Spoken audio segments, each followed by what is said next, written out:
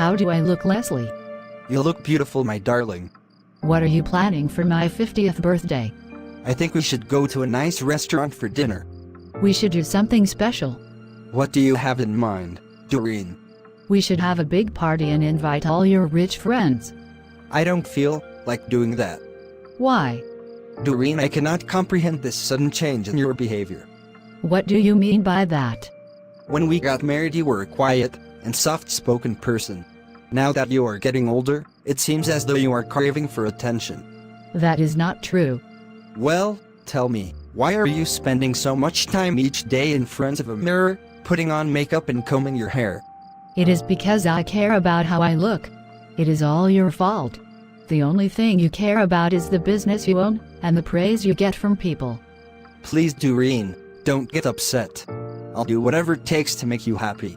I will keep a big party for you. It's nice to hear you say that. All I ask of you is not to drink too much alcohol on your birthday. I do not want my friends to lose respect for you. Don't worry, I won't do anything to make you feel ashamed. Hello, my name is Doug. How are you? Glad to meet you. I am Doreen, Leslie's wife. Your husband is so busy tonight, he forgot to introduce me to you.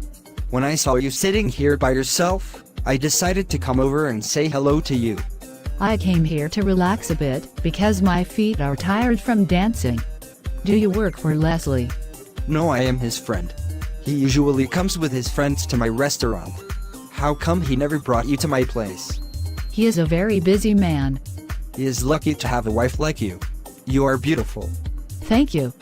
Why don't you come to my fabulous restaurant tomorrow evening? I will cook a special meal for you. I have to think about it. You are so adorable. Allow me to be your servant for one day. Please say yes. All right. Give me the address before you leave. Okay, I will. I am so happy you came. Do you like my restaurant? Oh yes. It's beautiful. What can I get you to drink? A glass of wine, please. By the way, where is the washroom? I need to go there for a minute. It is over there. Go right ahead. I'll get the wine in the meantime. Boss, where's Leslie? I guess he is at home. Does Leslie know you're here with his wife? No. Listen, Arjun, you work for me. Don't ask too many questions. Leave now before she gets back. Yes, boss. Do you know where Doreen went? I don't know. You are her mother. How come you don't know where she is? Why are you angry, Leslie? What happened between the two of you? She did not come home last night. You should call our friends to find out where she is. I am going to do that right now. Arjun, did you see my wife Doreen? She was here last night with Doug. I cannot believe she ran off with him. Do you know where they went? I overheard them talking about going for a boat ride on Doug's yacht. I don't know what to do, Arjun. I am sorry to tell you, but I don't think she will return home soon. Why do you say that? Because she was very excited to go with Doug. This is embarrassing. I am a wealthy man. I give millions of dollars to charity. People love and adore me. What are they going to say when they hear my wife and I are no longer together? I knew she was craving for attention. I am going to remove her from this earth. Leslie, do not do anything foolish. You are angry now. I don't care what you say. Please, hear what I have to tell you. Your real enemy is not your wife. If it is not my wife, then who or what is my real enemy? It is your inner desire, and it is urging you to perform an act that is uncalled for. Right now your mind is in a state of confusion. Please, Leslie, go home and think things over. Let's meet by your office tomorrow. We'll talk more about this. Okay, I'll see you again. Did you hear anything about Doug and Doreen? No. My boss Doug has not returned to the restaurant. Listen, Arjun, I have known you for over 20 years. You are the most loyal friend I have. All I need from you now is one little favor. What do you want me to do? I want you to tell me how I can get rid of my wife without being caught. How can you think of such a stupid thing? No one can escape from the law of karma. What do you mean by karma? Karma simply means action or deed. It is the law of cause and effect. If you do good, you will reap the benefits of it. But if you do a bad deed, you will have to deal with the consequences of your actions. What about if I did something unintentionally? Such an act is considered neutral, because it was not deliberately done. Listen, Arjun, I am a celebrity. People adore me. Even if I were to get rid of my wife and stand trial for murder, some people will still be sympathetic and ask that I be set free. You might be set free in a court of law, but you cannot escape from the effects of your bad deeds. Remember, every action you perform has a reaction either in this life or a future birth. What do you mean by a future birth? If you do not get it right in this life, because of your immoral acts, you will have to come again into this world. And your personality will be based on karma, and a certain combination of three things that we all have in us, and that is goodness, desire, and ignorance. I do not care about what happens after I die. From what you are telling me, it seems like karma is a form of punishment. No, Leslie. Karma is not a form of punishment. It is a law that reminds us about the consequences of our actions, and it encourages all of us to live a peaceful life.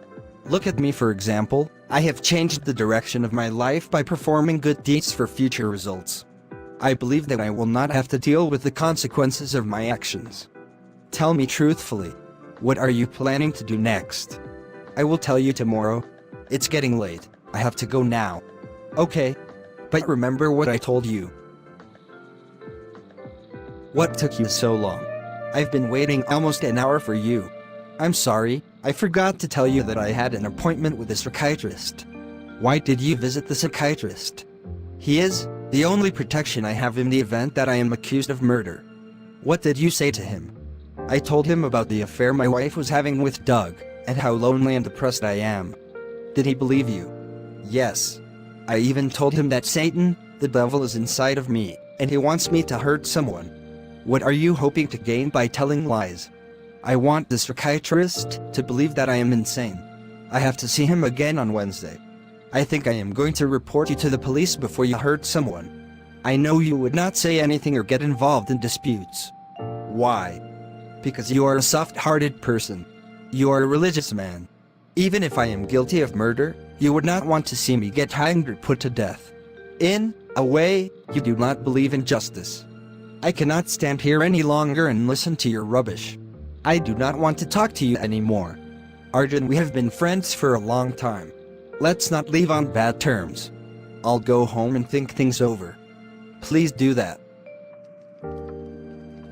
Are you sure Doreen is coming here today? Yes. I spoke to her this morning and she told me to ask you to come here, so that the two of you can discuss getting a divorce. I even told her that you offered to bring some of her favorite food. Well, I've been waiting here almost 2 hours, and she hasn't arrived as yet. I have to leave now. Tell Doreen that I left the food in the kitchen, and I will come back tomorrow at 6 p.m. to meet her. Okay, Leslie. What is the matter, Doreen? Is something worrying you? I don't know what it is, Mom. After eating the food that Leslie brought, I feel so sick. You probably have an upset stomach. Why don't you go into my room and relax for a while? I am going to do that right now. I am sorry. The news we have is not good. Your daughter died on her way to the hospital. How did she die? The doctors conclude it was from poisoned food. Let me have a word with her. Go ahead. Do you know who prepared the food for your daughter? My son-in-law Leslie brought food for her yesterday. Do you know where he is living? Yes. That's good to know. We know you are grieving now. We will come back tomorrow. All right. Did the police ask you any questions? Yes. They wanted to know who killed Doreen. I hope you did not say it was me, otherwise I am going to kill you. You cannot do that, because the police are here in my house. Why don't you tell them what you just said? Don't ask her any more questions. Why are you here?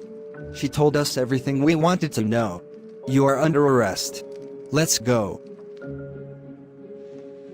Based on all the evidence we have, the court has ordered that you be put in a mental institution until you are fit to be discharged. Do you have anything to say? No, Your Honor.